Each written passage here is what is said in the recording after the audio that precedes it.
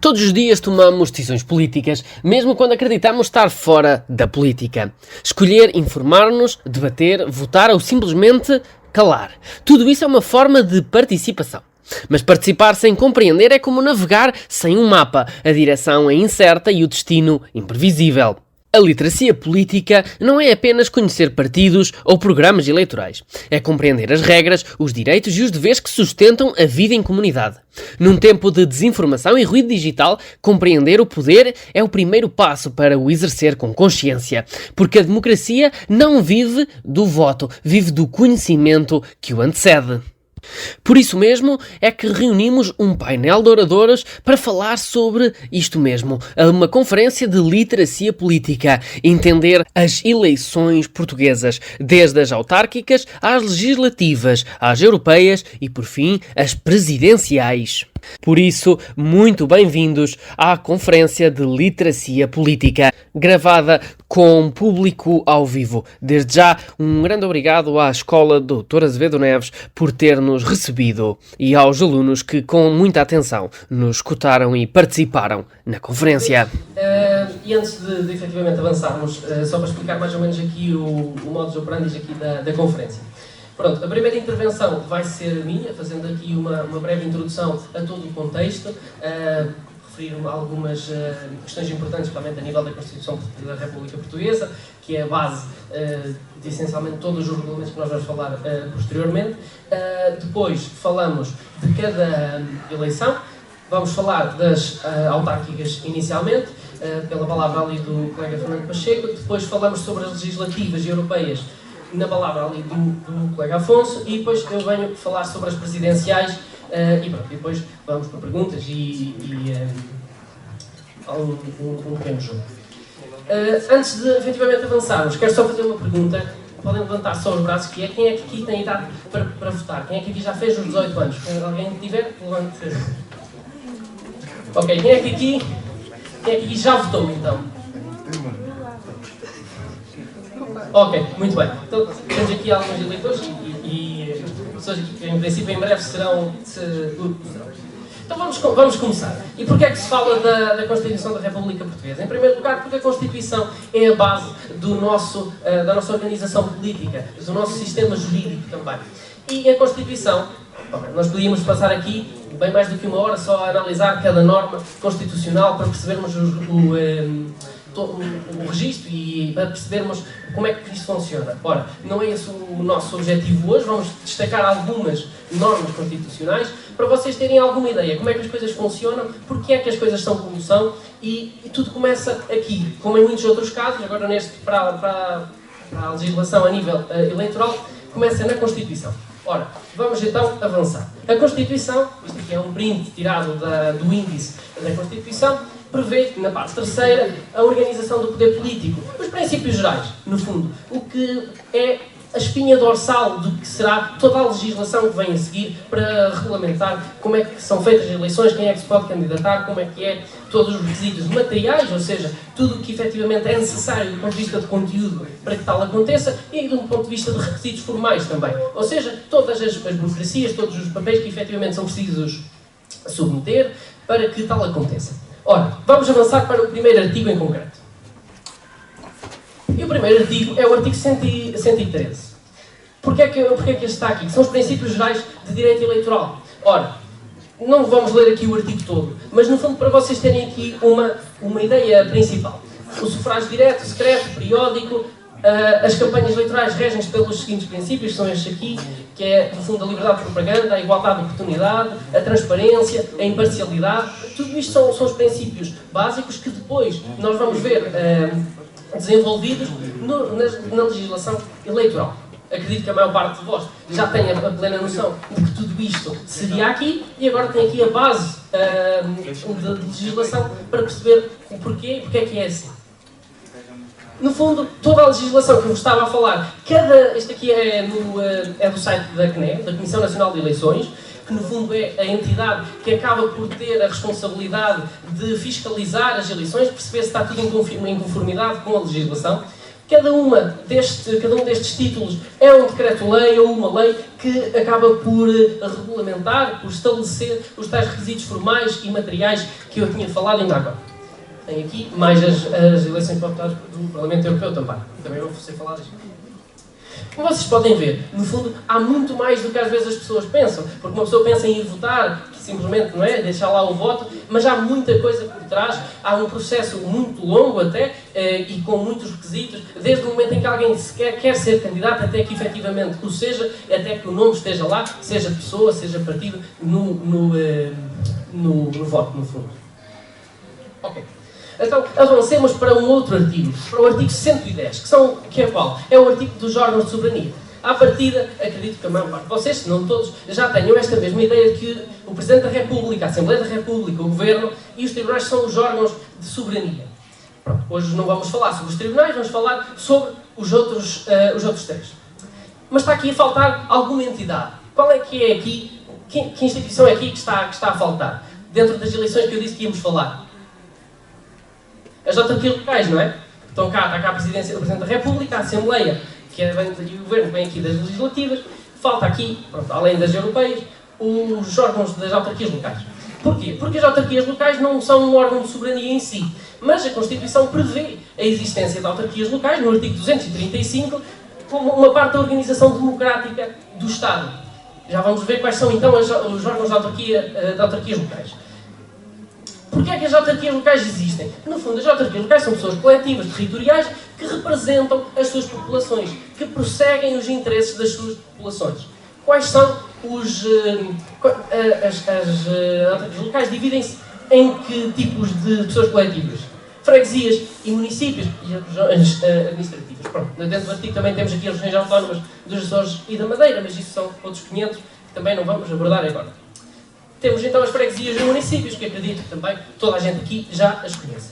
Também está tudo previsto no artigo 236. Mais uma vez, mostrando a importância do que é o texto constitucional, que é a nossa espinha dorsal do sistema jurídico e, a partir daí, também a espinha dorsal até do funcionamento do nosso país.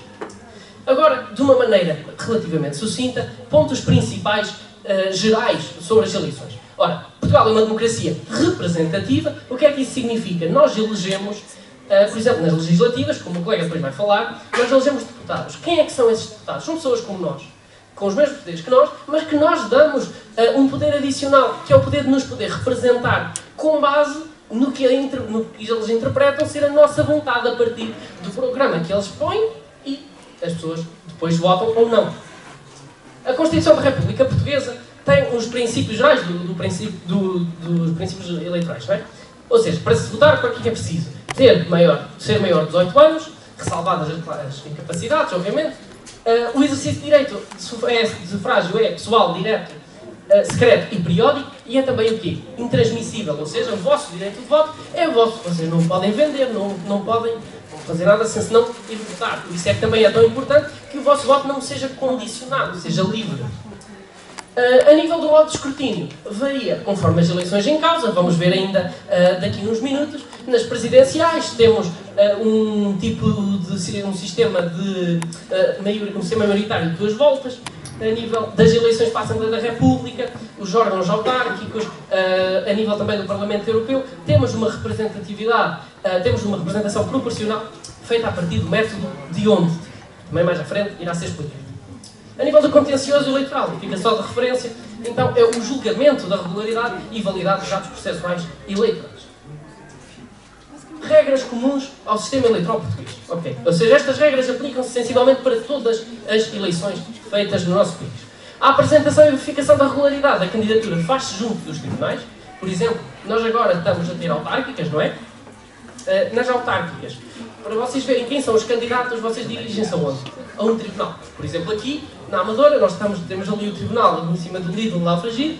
Qualquer um de vocês pode entrar no tribunal e pedir para consultar as listas. E tem as listas de todos os partidos, a todos os órgãos, no fundo, por uma questão de transparência, ou tentar, pelo menos, a maior possível. Há um período de campanha eleitoral, aproximadamente 12 dias, em que os partidos e candidatos têm meios para poder passar a sua mensagem, se não tiverem os meios próprios, que é, no fundo, o tempo de antena nas televisões, nas rádios, se calhar vocês também já ouviram.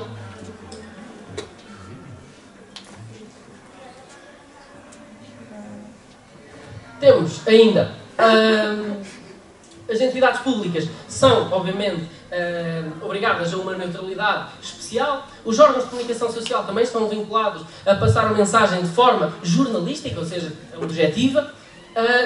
Vigora também a proibição da divulgação de sondagens no dia e na véspera da realização do ato eleitoral, porque lá está tudo pela questão do vosso voto não ser condicionado, ser livre. Já na reta final, vigora ainda o princípio da transparência e fiscalização das contas eleitorais, pronto, é autoexplicativo. À Comissão Nacional de Eleições também cabe a tarefa de assegurar a igualdade de oportunidades nas ações e propaganda das candidaturas. Os atos juriscondicionais e administrativos em matéria eleitoral estão, então, em regra, sindicados ao Tribunal Constitucional. Ok, no fundo estes são os princípios gerais. Não sei se alguém tem alguma dúvida do que foi dito. Se não tiverem, então podemos avançar para as primeiras eleições em particular, na palavra aqui do colega Fernando Pacheco. Muito obrigado e já falamos. Obrigado, David. Bom dia a todos novamente. Meu nome é Fernando Pacheco e eu vim-vos falar das eleições autárquicas. As autárquicas são uma eleição que permitem, ao mesmo tempo, eleger 3 órgãos. A Câmara Municipal, a Assembleia Municipal e a Assembleia Municipal. E a Assembleia de Freguesia, que é a Junta de Freguesia. Têm a duração os mandatos têm a duração de 4 anos e estão limitados a 3 mandatos consecutivos. Ou seja, se um Presidente for eleito Presidente de Câmara agora, só poderá estar durante 12 anos na presidência da Câmara Municipal. A Assembleia Municipal é o órgão legislativo/deliberativo do município, fiscaliza a ação da Câmara Municipal, do Executivo Municipal, é eleita por sufrágio universal, tal como todos os órgãos, e secreto, todos os cidadãos eleitores, e tem um número de membros, é diretamente proporcional ao número de população que o município tem, e os lugares após a eleição para cada partido são distribuídos de forma proporcional, tendo em conta o número de votos que cada partido tem. Depois temos a Câmara Municipal, que é o órgão executivo do município, é constituída por um presidente, pelo seu executivo, que é composto por vereadores, e por um vice-presidente também, que é designado pelo presidente de Câmara. O número de vereadores é também, da mesma maneira que a Assembleia Municipal, é definido pela quantidade de população que o município tem. Neste caso, a Amadora, que é o sítio onde nós estamos, no município onde estamos atualmente, tem 11 vereadores. Os vereadores são eleitos de forma proporcional também. Quem decide quem é o presidente é o primeiro da lista do partido mais votado, ou seja, neste caso, quem ganhar será um dos candidatos que vocês devem ter visto agora nos cartazes, agora na rua. E neste governo não é como por exemplo acontece nas eleições legislativas, em que elegemos um partido mais votado de forma de governo, e o que acontece é que todo o governo é composto por pessoas designadas por esse partido. Neste caso, existem vereadores do Executivo que têm valores, que exercem funções dentro do território. Depois existem vereadores da oposição que fazem oposição aos vereadores e ao Presidente de Câmara, cumprindo o debate democrático. Depois temos a Assembleia de Freguesia, Junta de Freguesia, que é também eleita da mesma forma, de forma proporcional. A Assembleia de Freguesia depois irá formar, após a eleição, o Executivo da Junta de Freguesia. Quem fica no Executivo, o Presidente será sempre o partido mais votado, mas os outros membros do Executivo poderão não ser do partido mais votado, depende se existe maioria na Assembleia de Freguesia, se não existe. Faz parte da democracia, haver esse tipo de negociações. E também o número é proporcional ao número de habitantes. Por exemplo, aqui é a freguesia onde nós estamos atualmente, que é Águas Livres, tem 19 membros na Assembleia de Freguesia, tem 7 membros no Executivo. E eu já falei das freguesias, que é a Assembleia de Freguesia cumpre o mesmo propósito que a Assembleia Municipal, relativamente à Câmara, neste caso relativamente à Junta de Freguesia, que é a fiscalização do trabalho do Executivo da Junta de Freguesia, do Presidente, e também propor novas propostas, ou seja, também tem a parte das juntas.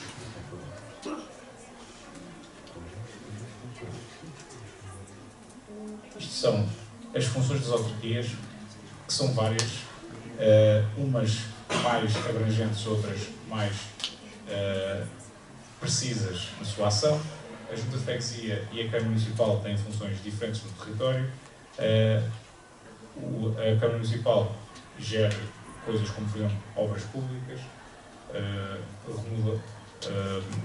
a parte da educação, a gestão das creches e da ação social escolar, por exemplo, que é muito importante. Neste caso, estamos aqui numa escola pública, e pode criar transportes públicos locais, pode criar novas, a questão dos centros de saúde, pode construir centros de saúde, o meio ambiente pode promover várias atividades culturais. Na questão da Junta de Freguesia, é mais. Há aqui um ponto também que eu gostaria de referir, que existem competências que são delegadas da Câmara Municipal para a Junta de Freguesia, e nessas competências podem ser variedíssimas. Neste caso, as mais comuns são a gestão dos espaços verdes, ou seja, a limpeza dos passeios, a limpeza dos jardins, o tratamento dos jardins, se eles estão em condições ou não, o tratamento também dos espaços de lazer, por exemplo, a questão dos parques infantis, por exemplo, o apoio social direto, que as Juntas de Freguesia têm um papel muito importante. Por exemplo, posso dar um exemplo: existem carrinhas que transportam os idosos ou pessoas que têm dificuldade em transportar-se, elas mesmas, para os hospitais e para os centros de saúde para realizarem consultas. Portanto, têm funções diferentes, têm competências diferentes dentro da lei, mas a ação de cada um também depende daquilo que os seus executivos decidirem. Ou seja, na minha opinião, uma Câmara Municipal, uma Junta de Freguesia, não tem que estar regidas por competências fixas. Muitas vezes depende da vontade de quem decide dentro desses órgãos do que é que vai fazer durante os 4 anos, durante os 8, durante os 12 anos. Depende muito também da sua vontade e daquilo que quer fazer. Muito obrigado.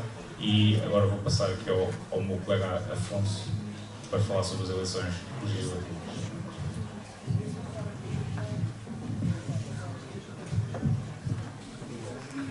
Muito obrigado, Fernando. Ora, o que é que eu vou falar? Vou falar das eleições legislativas. O que é que são as eleições legislativas? São as eleições para eleger os membros da Assembleia da República. Vamos passar agora. Ora, antes de eu começar a falar mais sobre as eleições, sobre o processo eleitoral, sobre o método deontológico e sobre a responsabilidade, eu vou dar-vos um pequeno contexto histórico.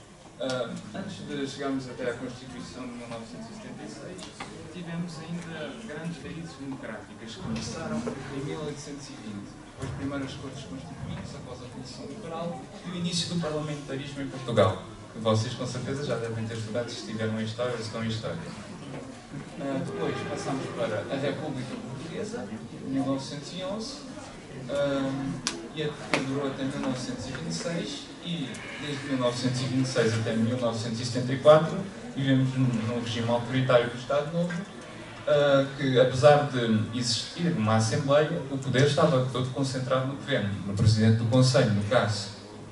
E o que é que temos depois? Tivemos a Revolução de 25 de Abril de 1974, que trouxe a democracia que nós vivemos hoje neste país. E em 1976 foram realizadas as primeiras eleições legislativas diretas para a Assembleia da República. E desde então elas realizam-se regularmente a cada 4 anos. Ora, como é que se elegem os deputados? É assim, são eleitos 230 deputados para a Assembleia da República. Aqui, como vocês veem, temos o mapa de Portugal. E o nosso país divide-se em círculos eleitorais plurinominais. Ou seja, o que é que isto significa? Vamos pegar aqui Lisboa.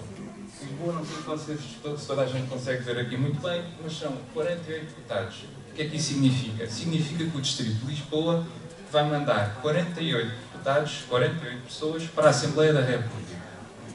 Temos ainda aqui os círculos das regiões autónomas da Madeira e dos Açores e ainda mais 2 círculos eleitorais na Europa e fora da Europa, que elegem respectivamente 2 deputados. Muito bem, os deputados são eleitos através do método Diont, que eu no próximo slide irei explicar-vos como é que funciona. Se já tiveram em Max, estão ou vão ter, se calhar já devem ter estudado isto, não sei. Eu pelo menos estudei. Ora, o método Diont. O que é o método Diont? Vocês não vão votar em pessoas. Quando vos aparece o cadernozinho, a fichazinha para vocês votarem, para vocês escolherem, não vos aparece lá o candidato do partido X, o candidato do partido Y. Só vos vai aparecer o nome do partido. Um exemplo prático para eu vos dar, o partido dos Faz, eu sei, um exemplo um bocado doido, mas pronto, não há preconceito nenhum com os Faz, vocês gostam de outros tipos de mobílias, não tenham nenhum problema com isso. Ora, o partido dos Faz apresenta uma lista com 20 deputados para o Círculo Eleitoral de Lisboa. Mas, por exemplo, o partido não vai conseguir ter 100% dos votos em Lisboa. Esperemos bem, ainda bem que não. É uma democracia. E esses 20 deputados, se o partido conseguir eleger muitos votos, pode não conseguir eleger todos. Mas por causa desse número de votantes vai eleger 15 deputados para a Assembleia da República. O que é que vai acontecer aos restantes? Os restantes deputados vão ser repartidos pelos outros partidos com menos votos. E, por exemplo, o Partido das Cadeiras, que ficou em segundo lugar, vai ficar com os restantes deputados e o Partido das Mesas vai ficar com os outros. Vão ficar com mais deputados, é claro, menos. Por isso é que geralmente em distritos com mais deputados, os partidos mais pequenos conseguem eleger deputados. Muito mais do que no Alentejo ou no Minho, no Norte. Ora, muito bem. Ora, mas depois das eleições o que é que acontece? Como é que se vai formar o governo? Como é que isto se organiza depois? É o seguinte.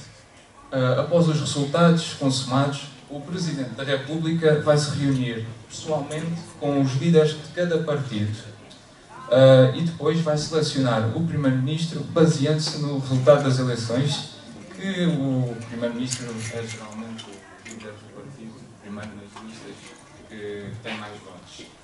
Mas também pode acontecer exceções. Recentemente, por exemplo, se um partido não conseguir uma maioria, ou seja, 116 deputados para a Assembleia da República, pode acontecer que o Presidente nomeie um candidato que tenha menos votos, mas que consiga, através de coligações, formar governo. Foi o que aconteceu em 2015 com a chamada geringonça. Mas, tradicionalmente, o Presidente escolhe o líder do partido com mais votos. Ora, responsabilidade dos deputados. O que é que vocês, deputados, devem ser responsáveis? Como vocês são deputados, vocês são os representantes dos cidadãos que os elegeram. Vocês estão a representar os cidadãos portugueses.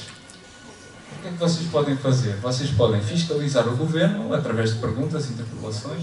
Podem perguntar ao Sr. Primeiro-Ministro sobre o estado da saúde, sobre a crise na habitação. Vocês têm uma função muito importante que vai ser aprovar o orçamento do Estado. Vocês vão ter que dar o vosso voto, vocês podem se abster, podem aprovar ou não. Mas isto é muito importante porque se não conseguirem aprovar o orçamento, o governo vai cair. Depois, as moções de censura, aprovadas pela maioria absoluta dos deputados, que podem levar à demissão do governo. Ou seja, vocês, um líder do partido, pode apresentar uma moção de censura para derrubar o governo. Não vai ser 100% garantido que vai conseguir, mas podem. É um risco político, estão para a vossa conta. E depois, moções de confiança podem ser propostas pelo próprio governo e, se rejeitadas, obrigam a demitir-se. Ou seja, é quando o governo apresenta na Assembleia da República uma proposta para os deputados aprovarem e dizerem se o governo está a ir bem, se confiam no governo, e geralmente é uma prova de confiança que o Primeiro-Ministro faz. É um grande risco, mas pronto. E depois, vocês também podem fazer outras coisas como a apreciação parlamentar de decretos-leis. A Assembleia pode confirmar, alterar ou revogar normas aprovadas pelo Governo.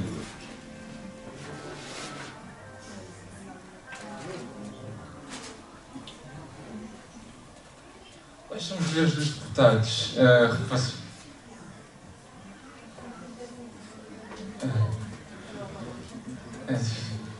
Se calhar confundi-me um bocadinho, mas não se preocupem com isto. Muito bem, ainda não vos falei do dever de sigilo. O dever de sigilo dos deputados ou seja, vocês não podem andar a partilhar tudo o que se diz, por exemplo, numa comissão parlamentar de inquérito. Têm o vosso dever de sigilo, o dever de vocês guardarem para vocês o que foi dito e não quebrarem essa promessa. Respeitar a duração do mandato, um mandato de 4 anos, vocês não podem ficar lá 5, 6, 7 anos, ou vocês não podem fazer como o Sérgio Conceição fez há uns anos na final da Supertaça, daqui não saio, não é assim que funciona. Peço imensa desculpa a quem é adepto do Porto. Respeitar os colegas deputados, que serem educados, que geralmente o que é que acontece na prática não é muito bem o que funciona, tanto que as audiências da Assembleia da República TV ultrapassaram as do Big Brother pela primeira vez, portanto é como se fosse um mini circozinho, vocês estão por vossa conta, é risco se vocês quiserem se entreter um bocadinho. O canal da Assembleia da República pode ser uma boa opção. As eleições europeias, que também é o meu tema, por coincidência. Mas antes de começar a falar sobre as eleições europeias, para quem aqui já votou, já alguma vez votou em alguma eleição europeia? Não, pois não. Ora, como é que funciona a eleição dos deputados? Aqui o mapa está um pouco errado, porque o Reino Unido já não faz parte da União Europeia, mas ignorem o azulzinho que está aqui. Ora, cada Estado-membro é atribuído o número de deputados consoante a sua população. Por exemplo, aqui, a Alemanha. A Alemanha elege 96 deputados e Estados menos populosos elegem no mínimo 6, como por exemplo Malta. Os procedimentos variam de país para país, podendo a idade mínima de voto variar entre os 16 e 18 anos, como por exemplo na Áustria, em que a idade mínima é 16 anos. Portugal elege cerca de 21 deputados para o Parlamento Europeu. Ora, aqui como vocês podem ver é a composição do Parlamento Europeu com cerca de 720 deputados. E aqui vocês veem da esquerda para a direita são os grupos parlamentares do Parlamento Europeu, que representam os vários partidos de cada país. Por exemplo, em cima temos o Partido Popular Europeu, onde se integra, por exemplo, o PSD, o Partido Popular Espanhol, que são os democratas cristãos. E aqui mais à esquerda temos a Aliança Progressista, onde se integra, por exemplo, o Partido Socialista e o PSOE de Espanha. Ora, mas porquê é que os deputados se organizam em grupos parlamentares? Porquê é que não simplesmente vai o partido do país X para um lugar, formam um governo? Porquê é que eles se organizam desta forma? Existem várias vantagens nisto. Quais são? São mais fundos do Parlamento Europeu, maiores equipas de pessoal, mais gabinetes para o grupo parlamentar e maior participação em comissões. Um aumento da capacidade de negociação, ou seja, vocês são mais e, portanto, podem fazer com que a vossa opinião seja mais relevante. E com isso vem a maior influência política. Mais vale juntos do que separados, não é? Ora, mas o que é que os eurodeputados fazem?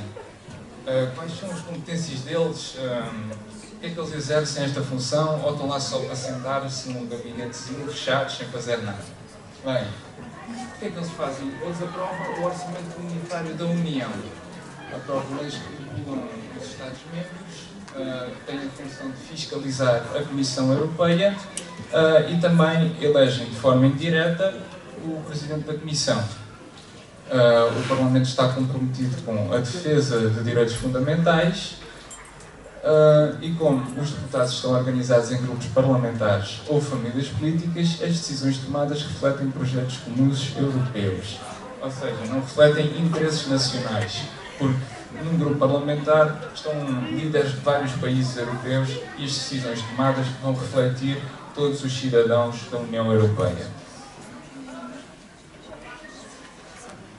Porquê é que vocês devem votar nas eleições europeias? Porquê é que eu só voto nas legislativas para eleger a Assembleia da República? Porquê é que eu só voto nas autárquicas? Ou porquê é que eu só vou votar nas presidenciais? Mas porquê é que eu também tenho que votar nas eleições europeias? Bem, eu acho que isto vai ser um bocadinho maçante, mas é o vosso dever cívico enquanto cidadãos portugueses, é o vosso dever para manter a democracia e evitar que ela caia nas mãos dos poucos, porque se alguma medida for aprovada e que vos afete diretamente, vocês que não votaram não podem simplesmente reclamar porque não deram a vossa opinião. Depois, assegurar a proximidade aos cidadãos. E, ao votarem, estão a garantir exatamente isso, que a democracia esteja na mão de muitos e não de poucos. Muito obrigado. Vou passar a palavra aqui ao Adérito. Muito bem, então, olá outra vez. E vamos avançar para a última grande eleição aqui que nós vamos falar hoje, que são o quê? Que são as presidenciais.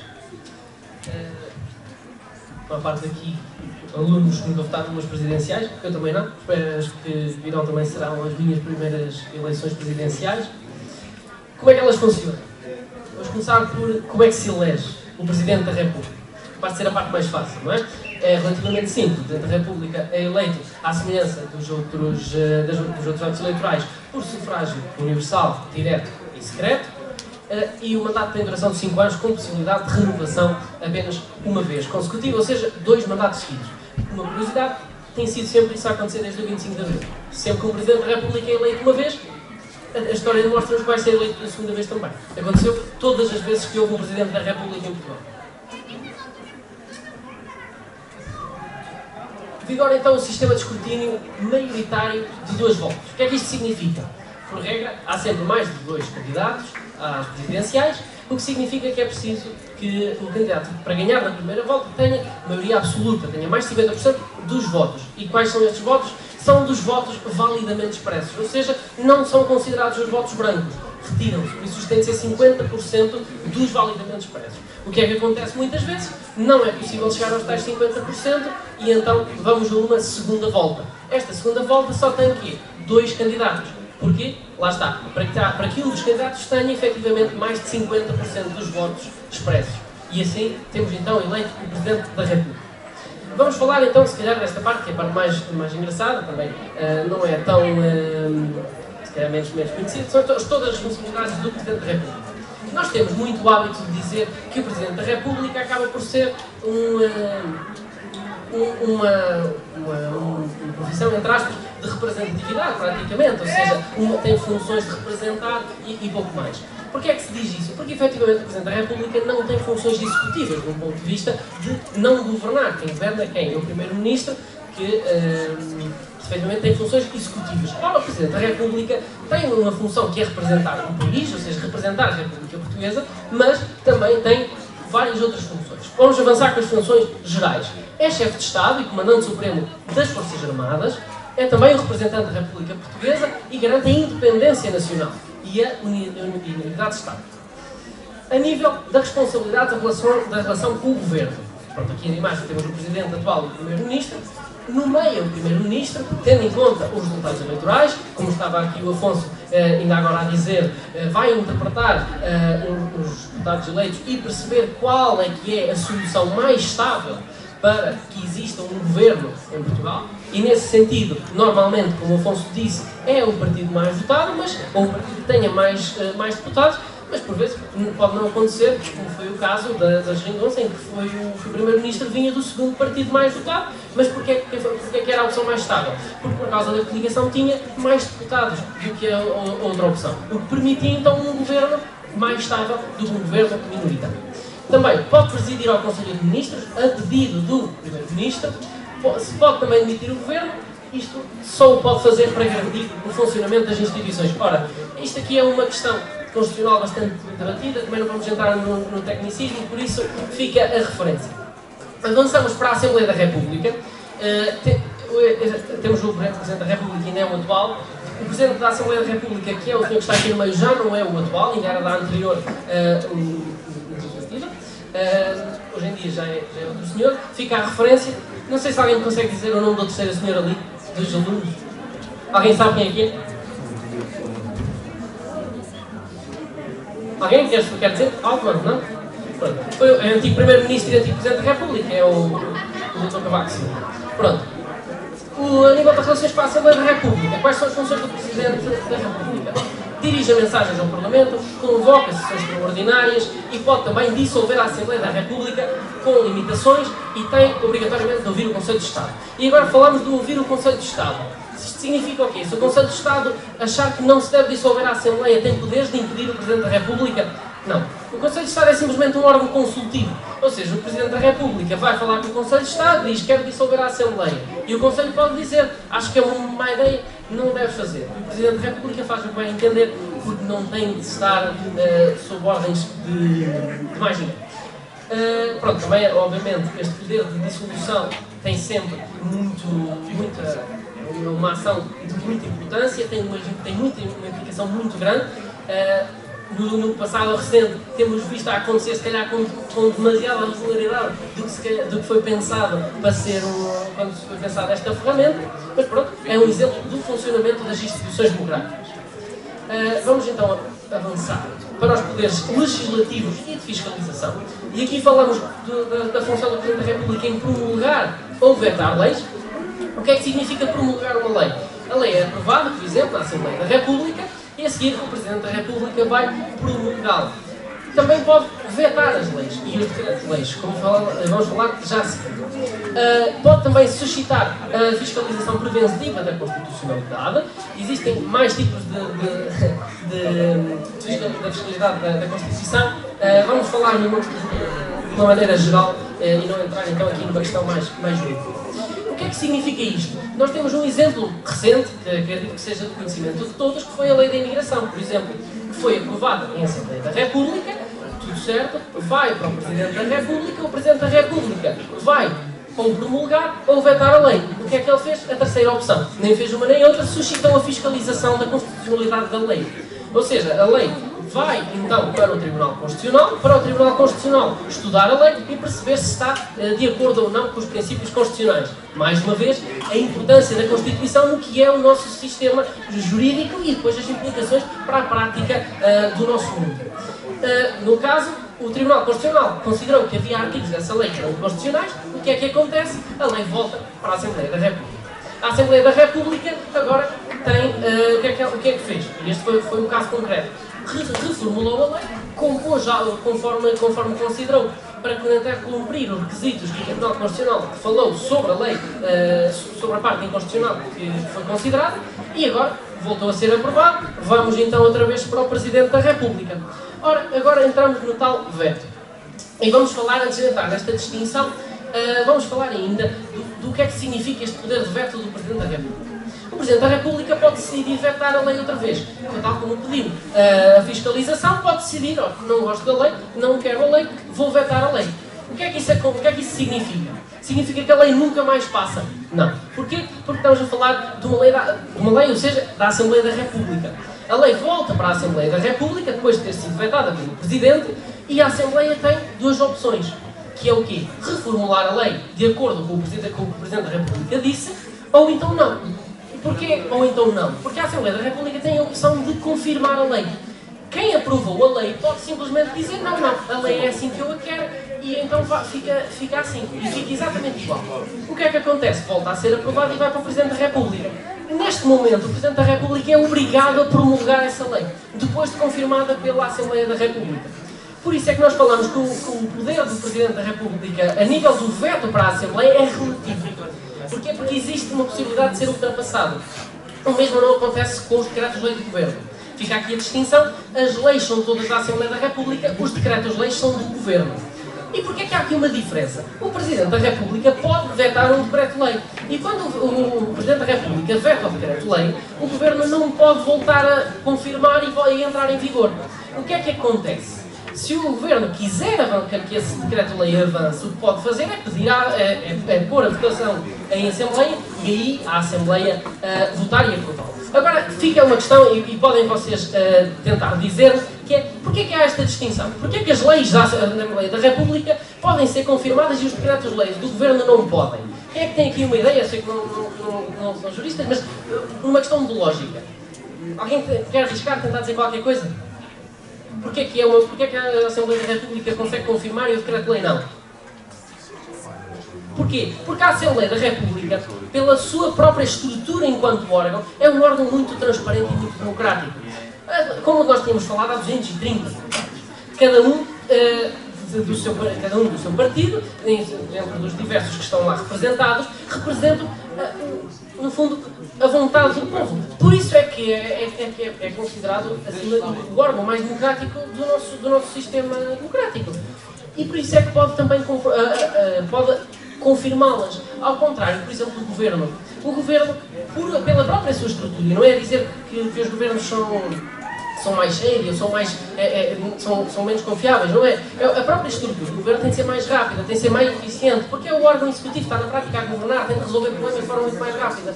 Por isso é que aliás, em termos de produção legislativa, nós vemos a diferença. Há imensos decretos-lei, muito mais do que há leis. Porquê? Porque a Assembleia da República trabalha de uma forma mais lenta. Tem de haver plenários, tem de ser ouvidos os deputados, tem de se ouvir a opinião dos 230, se eles quiserem falar, mas tem de se ouvir a opinião de todos os partidos, tem de se fazer as votações. Como o Afonso estava a dizer, é transmitido na RTV, ou seja, a transparência é muito superior. Um Conselho de Ministros não é transmitido, uma reunião entre ministros não é transmitida, e não é que devia ser transmitido, até porque a própria estrutura do que é necessário para um governo tem de ser uma coisa muito mais rápida.